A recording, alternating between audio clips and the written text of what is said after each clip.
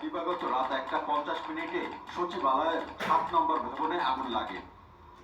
রাত 1:52 খবর পায় ফায়ার সার্ভিস। রাত 1:54 ঘটনাস্থলে পৌঁছান ফায়ার সার্ভিসের সদস্যরা।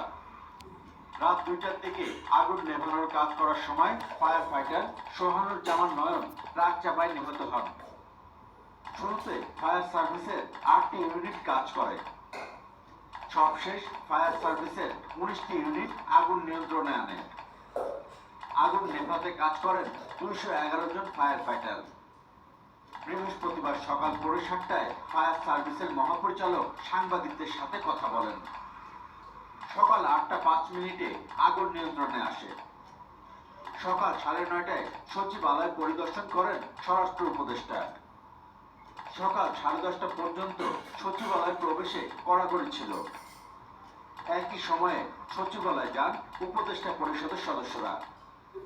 বেলা 12:15টায় আগুন পুরোপুরি নিভিয়ে ফেলে ফায়ার সার্ভিস। দুপুর 12টা থেকে সচিবালয়ে যায় সিআইডি ক্রাইম সিন ইউনিট।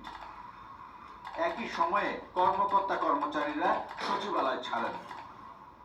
দুপুর 1:30টায় 7 সদস্যের তদন্ত কমিটি গঠনের প্রজ্ঞাপন জারি করে মন্ত্রী পরিষদ বিভাগ। দিনভর সচিবালয় এলাকায় ছিল উৎসুক মানুষের ভিড়।